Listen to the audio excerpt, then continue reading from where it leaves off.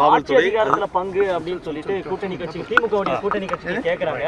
இருந்தாலும் தொடர்ச்சியா இப்போ அமைச்சர்கள் சொல்லியிருந்தாலும் பரவாயில்ல, முதல்வரே சொல்றாரு நாங்க கொடுக்க மாட்டோம், தமிழகத்துல சாத்தியம் இல்லை அப்படிங்கிறாங்க. இந்த போக்கை எப்படி பாக்குறீங்க? இன்னும் முதலமைச்சர் அவங்களுடைய தந்தை கலைஞர் கருணாநிதியுடைய 2016 தேர்தல் மாதிரி நினைச்சிட்டு இருக்காரு. அரசியல் சூழல் 2016க்கு அப்புறம் 2021க்கு அப்புறம் மாறி இருக்கு. முக்கியமாக தமிழக வெற்றிக் கழகம் தலைவர் விஜய் அவர்கள் ஆரம்பித்த பிறகு இன்னைக்கு இருக்க அரசியல் சூழல் என்னன்னா, கிட்டத்தட்ட பொதுவாக அம்மா ஜெயலலிதா அம்மா இருக்கிற வரைக்கும், கலைஞர் கருணாநிதி அவர்கள் இருக்கிற வரைக்கும் ரெண்டு கட்சியும் சேர்ந்து சுமார் 70-75% ஓட் பேங்க் எப்பயுமே ஹோல்ட் பண்ணுவாங்க.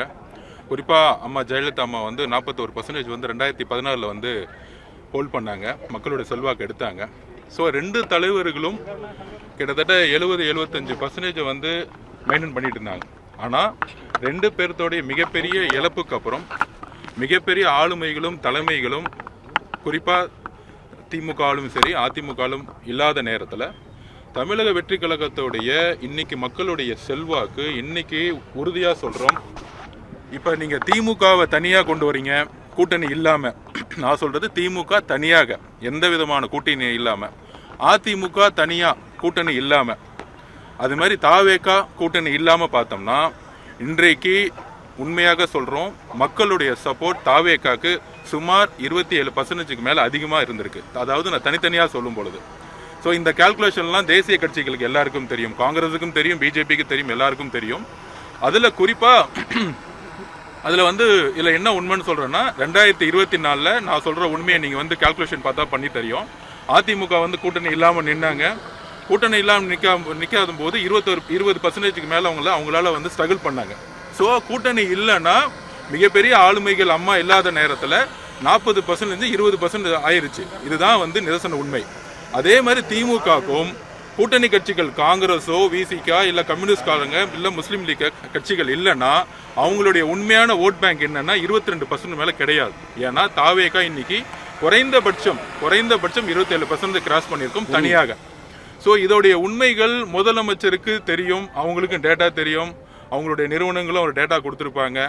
அவர் ஆட்சியிலும் பங்கு அதிகாரத்தில் பங்கு ஏன் இல்லைன்னு சொன்னா, இப்போ அவங்களுடைய அடிக்கிறக்கூடிய கொள்ளைகள் ஊழல்கள், கட்சியில் ஊழல்கள், ஒரு அமைச்சரவையில் காங்கிரஸ்காரங்களோ காங்கிரஸோடைய அமைச்சர்களோ இல்லை விசிகாவோட அமைச்சர்களோ கம்யூனிஸ்ட் அமைச்சர்களோ இருந்தாங்கன்னா அவங்களுடைய செய்யக்கூடிய ஊழல் அமைச்சரவையில் வேற கட்சியில் இருந்தாங்கன்னா அவங்க செய்யக்கூடிய ஊழல்களை கொஸ்டின் கேட்பாங்க.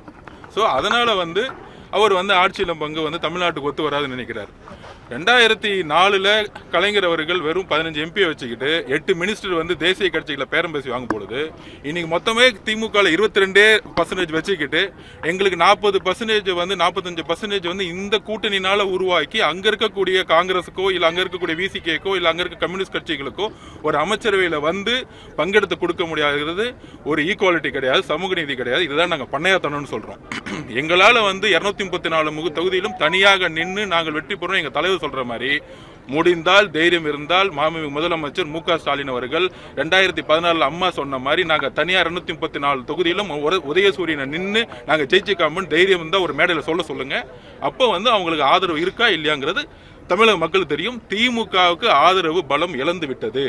22% மேல ஓட் பேங்க் கிடையாது. அதனாலதான் காங்கிரஸ் இருக்கக்கூடிய தலைவர்கள் 50 வருஷம் கழிச்சு எங்களுக்கு ஆட்சியில பங்கு வேணும், அமைச்சரவையில் பங்கு வேணும் கேட்கிறாங்க. பிகாஸ் ஆஃப் திமுகவுடைய வலு சுத்தமா இல்ல. இன்னைக்கு ராஜகண்ணப்பில இருந்து எல்லாரும் காங்கிரஸுக்கு எதிராக பேச ஆரம்பிச்சிட்டாங்க. இதுல இருந்தே தெரியுது அவங்களுடைய கூட்டணி கிரவுண்ட்ல உள்ள தொண்டர்கள் இந்த கூட்டணிக்கு எதிராக திரும்பிட்டாங்க. தமிழக மக்கள் இது கூடிய சீக்கிரத்தில் பார்ப்பாங்க. இது ஒரு பொருந்தாத கூட்டணி தெரியும். இது குறித்து செல்வ பெருந்தகை அவர்களிடம் கேட்டபோது இது திமுக காங்கிரஸ் உடைய கூட்டணியில பிளவு ஏற்பட வாய்ப்பே கிடையாது அப்படின்ற மாதிரி சிஎம் அவர்கள் தெரிவித்த அந்த கருத்துக்கு சேர்த்து சொல்லியிருக்காரு. அதாவது காங்கிரஸ்ல எவ்வளவு முரண்பாடுகள் இருப்பாங்க. செல்வ பெருந்தகை ஒன்னு சொல்றாரு, மாணிக் தாக்கூர் சார் ஒன்னு சொல்றாரு, அங்க இருக்க கிரீஷ் சார் ஒன்னு சொல்றாரு. நாங்கெல்லாம் ரொம்ப வருத்தத்தில் இருக்கோம், ரொம்ப வருத்தத்திலையும் we are very very in sadன்னு சொல்றாரு. நாங்க அதாவது ரொம்ப சோதனையில இருக்கோங்கிறாங்க. ஒரு கூட்டணி கிடைச்சுன்னா we are in sadன்னா என்னன்னா முதலமைச்சர் புரியுதா இல்லையான்னு தெரியல. நாங்கள் சோகமாகவும் வலியோடு இருந்துட்டு இருக்கோம். இந்த கூட்டணிங்கிறது டெல்லியில உட்கார்ந்துக்கிட்டு ராகுல் காந்தி ஐயா மீட்டிங் முடிஞ்ச உடனே இன்சார்ஜ் சொல்றாரு. இதுல இருந்தே தெரியுது இந்த கூட்டணி எந்த அளவுக்கு ஃபிட் ஆகல. ஃபிட்டாவில் எந்த அளவுக்கு திமுக இன்னைக்கு மக்கள்கிட்ட வலுவிழந்ததுனால தான் இவ்வளவு பெரிய பிரச்சனைகள் வந்துட்டு. சார், தாவேக தலைவர் விஜயும் ராகுல் காந்தியும் தமிழகத்துல ஒன்றோடு பிரச்சாரம் செய்யறதுக்கான வாய்ப்புகள் இருக்கா? அதுக்கான சூழல் அமையும் நினைக்கிறீங்களா? ஐப்பத்திகளா நீங்க கொஸ்டின் கேட்கறதுக்கு பண்ண முடியாது. முதல்ல வந்து கூட்டணி கட்சிக்கு மரியாதை கொடுத்து அறிவாலயம் கேட்டுக்கு வெளியே நிக்க வைக்கிறாங்க. அவங்கள அறிவாலயத்துக்குள்ள கூட்டிட்டு போயிட்டு சரிசமமா உட்காந்து பேச சொல்லுங்க. அதுக்கப்புறம் பேச்சுவார்த்தாங்க என்ன நடக்குதுன்னு பார்த்துட்டு அதுக்கப்புறம் என்னன்னு சொல்லுங்க. சேலம் காவல்துறை முழு ஒத்துழைப்பு தராங்களா? சேலம் காவல்துறை முழு ஒத்துழைப்பு தராங்களா உங்களுக்கு? கண்டிப்பா முழு ஒத்துழைப்பு கண்டிப்பா தந்துட்டு இருக்காங்க. எங்க மாவட்ட செயலாளர் சொல்லிருக்காங்க, அண்ணன் சொல்லியிருக்காரு, மாவட்ட செயலாளர் இருக்கிறார், பொதுச் செயலாளர் இருக்கிறார்கள். சார் இப்ப குறிப்பா கடிதம் கொடுக்கப்பட்டிருக்கிறது. காவல்துறையுடைய பொறுப்பு முழு பாதுகாப்பு அளிக்க வேண்டிய கடமை அவர்களுக்கு இருக்கிறது. ஆளும் கட்சி நாளை ஆள போற கட்சிக்கு முழுமையாக பாதுகாப்பதிலே தடை இருக்காது என்று நான் கருதுகிறேன். சார் இப்ப குறிப்பா ஆட்சியிலும் பங்கு அதிகாரத்திலும் பங்கு அப்படின்ற கருத்தை தெரிவிக்கிறத விட திமுக காங்கிரஸ் கூட்டணி வந்து அந்த கூட்டணி அவங்களுக்கு வந்து அந்த ஆட்சியிலும் பங்கு அதிகாரத்துல பங்கு இல்லை அப்படின்றதுல தான் தாவேகா வந்து அவங்களுடைய கருத்தை தெரிவிக்கிறாங்க அப்படின்ற மாதிரி இருக்கு. காங்கிரஸ் அழைக்கிறீங்களா சார்? தாவேகா வந்து அழைக்கிறதா? இல்ல அதுதான் சொன்னேன். ஒரு திமுக வந்து இந்தியா கூட்டணி வலுவா இருக்குங்கிறாங்க. அதாவது ஒரே ஒரு எக்ஸாம்பிள் சொல்லிடுறேன். 40 தொகுதியை ஷேர் பண்ணாங்கல்ல 2024 எப்படி ஷேர் பண்ணாங்க? 22 தொகுதி வந்து திமுக தான் நின்னாங்க. 28 தொகுதி 30 தொகுதி நிக்கலையே. 22 தொகுதியில் நின்னாங்க. 10 தொகுதியை காங்கிரஸ் பிரிச்சு கொடுத்தாங்க, மித்தவங்க 2 தொகுதி பிரிச்சு கொடுத்தாங்க. அதுபடி எம்எல்ஏ கால்குலேஷன் பண்ணுங்களேன். அப்படின்னா திமுக எவ்வளவு நிக்கிறது தகுதி இருக்கு? ஒரு எம்பி தேர்தலில் திமுக நிற்கக்கூடிய தகுதி என்னன்னா 132 தொகுதி தான். 332 தொகுதி தான். காங்கிரஸ் 10 தொகுதியில வந்து நின்று ஜெயிச்சிருக்காங்க. அப்ப அந்த காங்கிரஸ் 10 தொகுதியில 6 தொகுதினா 60 தொகுதி நிக்கிறது ஜெயிக்க கிடையாது. எம்பி தொகுதியில 6, ஒரு தொகுதிக்கு ஒரு பாராளுமன்ற தொகுதிக்கு 6ன்னா 60 தொகுதி நிக்கிறதுக்கு அவங்களுக்கு வெற்றி வாய்ப்பு பலமா இருக்கு. அவங்க சொல்ற மாதிரி 200 தொகுதி வந்து அவங்க ஜெயிப்பாங்கன்னா ஏன் காங்கிரஸ் 25ஓட சுருக்குறாங்க? இதுதான் பண்ணையாரத்தனம். உங்களுக்கு 22% மேல இருக்கு, 40% தனியா இருக்கு. முதலமைச்சர் வந்து பயங்கரமா ஸ்கீம்ஸ் போட்டிருக்காரு, அவருடைய முகத்துக்காக மக்கள் ஓட்டு போடுவாங்க அப்படின்னா கூட்டணி இல்லாம 40% இருக்கு. தனியா நின்றுட்டு சேலஞ்ச் பண்ணி ஜெயலலிதா அம்மா மாதிரி காமிங்க. 2024 மேடையில பேசுங்க, கூட்டணி தேவையில்லைன்னு பேசுங்க. கூட்டணியே வேணும். அவங்களுடைய ஓட் பேங்க் எடுத்துட்டு நீங்க 188 தொகுதி நிப்பீங்க. அந்த 188 தொகுதியில காங்கிரஸ் உழைக்கணும், விசிகே உழைக்கணும், கம்யூனிஸ்ட் எல்லாம் உழைக்கணும். ஆனா நீங்க மிக பெரும்பான்மை கட்சி பெற்ற பிறகு ஒரு மினிஸ்ட்ரி கொடுக்க மாட்டீங்க, அவங்களுக்கு மரியாதை கொடுக்க மாட்டீங்க, மாவட்ட செயலருக்கு மரியாதை கொடுக்க மாட்டீங்க. எல்லா கான்ட்ராக்டர் எல்லா கமிஷனும் இந்த குடும்பமே எடுத்துக்கணும், அதுக்கான அடிமை அமைச்சர்கள் உருவாக்கணும். அவ்வளவுதான் திமுக. ஸோ இதுதான் வந்து அங்க இருக்கக்கூடிய தோழமை கட்சிகள் குரல் கொடுக்குறாங்க. இதுல எங்களுக்கு ஒண்ணும் இல்லை. இது வந்து நடப்பு அரசியல் நாங்க விளக்குறோம். நாங்க ரொம்ப தெளிவா 234 தொகுதிக்கான பயணத்தை நாங்க மேற்கொண்டுட்டோம். எங்களோட தலைவர் வந்து அரசியல் பிரச்சாரத்தை உருவாக்க வந்து கிளம்பிட்டாரு. நாங்க ரொம்ப உறுதியா ரொம்ப தெளிவா இருந்துகிட்டு இருக்கோம். அதனால வந்து திமுக தான் நீங்க வந்து அடுத்த கொஸ்டின் நீங்க மாண்பு முதலமைச்சரை பார்த்து உங்களுக்கு வந்து 40% ஓட் பேங்க் இல்லங்கிறாங்க, ஏன் உங்களால் தனித்து நிற்க முடியும்? நீங்க பத்திரிகையாளர் அவரை பார்த்து கொஸ்டின் கேளுங்க. அதே மாதிரி அந்த பாரிமுனையில ஒரு சம்பவம் ஒன்று ஏற்பட்டது. தாவேகா வந்து சர்வே எடுக்க போனவங்க அதுக்கு வந்து அமைச்சர் சேகர் பாபு என்ன சொன்னாங்க அப்படின்னா, அது திமுக தாவேகா இடையே நடைபெற்ற தாக்குதல் கிடையாது, தாவேகா பொதுமக்கள் இடையே நடைபெற்ற தாக்கல்.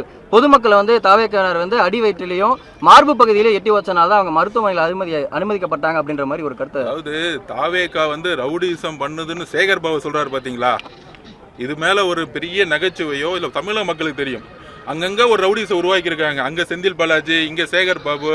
இதெல்லாம் தேர்தல் நேரத்துல எங்களுடைய தோழர்கள் ரொம்ப அமைதியான முறையில, அதுவும் பாத்தீங்கன்னா எங்களுக்கான ஒரு நீதி வேணும்னா, ஒரு 4 மாசம் ஒரு கர்ப்பிணி தங்கை அவங்க வந்து வீடு வீடா போய் ஒரு சின்ன பேப்பர் கொடுத்து உங்களுக்கு வந்து தாவேகா வந்து பிடிக்குமா, உங்களுக்கு நீங்க வந்து ஓட்டு போடுவீங்க கூட கொடுக்கல, உங்களுக்கு வேற என்னென்ன பிரச்சனை இருக்கு இந்த தொகுதியில ஜஸ்ட் கேட்டிருக்காங்க. உடனே வந்து இந்த வட்டத்துல இருந்து நீங்க மாறி வேற வட்டம் வந்துருவான்னு சொல்லிட்டு பிரச்சனை இருப்பா. அதுக்கான காணொலி நீங்க வந்து சோசியல் மீடியாலே பார்த்திருப்பீங்க, டிவிலையும் காமிச்சு பார்த்திருப்பாங்க யார் வந்து அடிச்சாங்க, எந்த வட்டத்துல இருந்து அடிச்சாங்கன்னு. இதை வந்து உண்மையை மறைக்கிறதுக்கு ஒரு நாடக நடிகள் ஒரு 3 பேரை போய் அங்கே அட்மிட் பண்ணிட்டு சேகர் பாபு அவர்கள் சொல்றாரு இந்த மாதிரி வந்து அவங்க வந்து அடிச்சுட்டாங்கன்னு. ஸோ இதுதான் வட சென்னையில் எப்பயுமே திமுக பெறக்கூடிய வெற்றி என்னன்னா, எப்பயுமே இந்த ரவுடிசத்தை வச்சு மிரட்டியே வந்து இது வரைக்கும் ஜெயிச்சுட்டு இருந்தாங்க. எங்க தலைவருடைய ஆதரவும் சரி, எங்க தலைவருடைய மக்கள் ஆதரவும் சரி மிகப்பெரிய ஒரு ஆதரவை கொடுத்துருக்கு. அவங்க என்னதான் அடிச்சாலும் நாங்கள் அகிம்சை முறையில் திருப்பி வீட்டுக்கு போவோம். தமிழக மக்கள் பார்த்துட்டே இருக்காங்க. ஹைகோர்ட்ல அப்பீல் பண்ணியிருக்கோம், எஃப்ஐஆர் ஃபைல் பண்ண சொல்லியிருக்கோம். கண்டிப்பா யார் தாக்குனாங்களோ அவங்க மேல வந்து நாங்க எஃப்ஐஆர் பதிவு பண்ணதுக்கான வேலையில் இறங்குவோம். அதுதான் சொல்றேன். முதல் அறிவாலயம் கேட்ல கிரீஷ் அவர்களை நிக்க வச்சுக்கிட்டே இருக்கிறாங்க. எப்ப 3 மாசமா நிக்க வச்சிருக்காங்க. அவங்களுக்கான மரியாதை இல்லை ராகுல் காந்தி சார் மேலே மரியாதை இருந்தால் அறிவாலயம் கேட்டை ஓப்பன் பண்ணி முதல்ல சரிக்கு சமமாக அவர் வந்து உட்கார்ந்து பேசி என்ன முடிவு எடுக்கட்டும், அதுக்கப்புறம் நம்ம வந்து பேசுவோம்.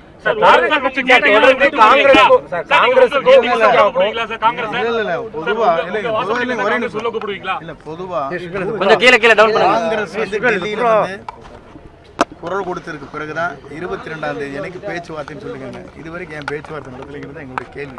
சார் தொடர்ந்து காங்கிரஸுக்கும் விசிக்கும் அநீதி இழைக்கப்படுது சொல்லிட்டே இருக்கீங்க. ஆனா அநீதி இழைக்கப்படுது நீங்க சொல்லிட்டு இருக்கீங்க. ஆனா அவங்க இன்னும் உங்களை தேடியோ இல்ல உங்க கூட்டணிக்கோ வர மாதிரியான எந்த அதாவது பொலிட்டிக்கல்ல இப்ப என்ன இஷ்யூ நடந்துருக்குங்கிறத நீ கொஸ்டின் கேக்குறீங்க, நாங்க அதை அப்டேட் பண்றோம். இப்ப எங்க கட்சியோட நிலைப்பாடு தலைவர் லாஸ்ட் டைம் பொதுக்குழுலே சொல்லிட்டாரா 234 தொகுதிக்கு நாங்க வந்து செல்ல போறோம்னு சொல்லிட்டாரு. நாளைக்கு சேலத்தில் நிக்கிறதே அரசியலோட பிரச்சாரத்துக்கு அவர் வராரு. நாங்க தெளிவா இருக்கும். நீங்க எப்பயுமே சொல்லுவீங்களே திமுக வந்து கூட்டணி வலுவா இருக்குன்னு, அந்த வலுங்கிறது வலு விளந்து எப்பயுமே சொல்லுங்களே, ஒரு பெரிய புயல் வருது வலு விளந்துச்சு சொல்லுவாங்களே, அந்த வலு விளந்ததுதான் திமுக. அதனால எல்லா புயலுங்களும் முடிஞ்சிருச்சு. ஒரே புயல் எங்களுடைய தலைவர் விஜய் அவர்கள் தான். அதனால முடிஞ்சிருச்சு, திமுகவுடைய கூட்டணியும் முடிஞ்சிருச்சு. அவ்வளவுதான். அது இல்லாம ஒண்ணு பதிவு பண்ணிக்கிறேன். 22ஆம் தேதி தூக்கி போட்டிருக்காங்க. 22ஆம் தேதிக்கு தூக்கி போடுறாங்க, அதையும் நான் பதிவு பண்ணிடுறேன். இந்த கூட்டணி எல்லாம் 22ஆம் தேதி கூப்பிடுவாங்க, அப்புறம் திருப்பி வந்து ஒரு வாரம் கழிச்சு கூப்பிடுவாங்க. அது வரைக்கும் நம்பரை முடிவு பண்ண மாட்டாங்க, தொகுதி முடிவு பண்ண மாட்டாங்க. நோட்டிபிகேஷன் 5ஆம் தேதி வரும். அதுக்கப்புறம் வேட்புமனு தாக்கலுக்கு முன்னாடி உனக்கு 20 தொகுதி தான் கிளம்பு, இல்லைன்னா நீ ஒரு துரோகின்னு சொல்லிட்டு ஒரு முத்திரை குத்த பார்ப்பாங்க. இல்ல முடிஞ்சா காங்கிரஸே பி டீம்னு சொல்லுவாங்க. முதலமைச்சர் அதையும் சொல்லுவார்.